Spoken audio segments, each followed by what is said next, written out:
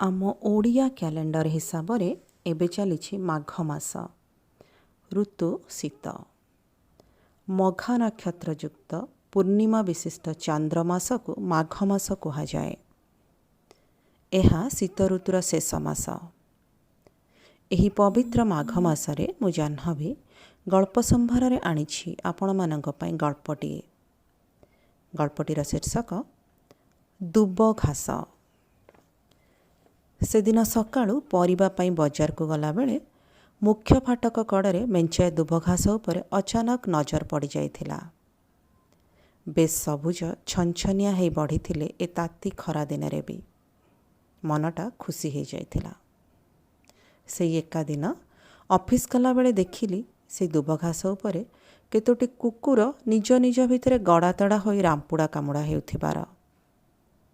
तांकर ए माड़गोଳରେ दुब घासर प्राय सबु पत्र दली चकटी होई छिंडी पड़िथिला।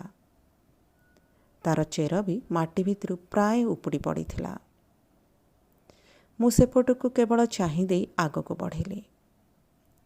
सेई दिन पुणी जेबे मु दिहिपहरे खाइबा पाई ऑफिस रु घर को आसुथिली देखिली सेई मुख्य फाटकटीरे रंग लगाई सारी रंग मिस्त्री ता डबारे थिबा आंजुळाए हब रंग फाटक कड़कू थिबा सेई माटी जगह जेउठी दुब घास उठिथिला ता उपरको फिंगिदेला।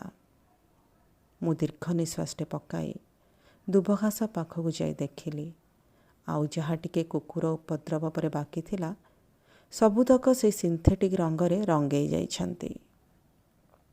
एथर शेष। आउ थरे दुब घास गुजरिबार आशा शेष।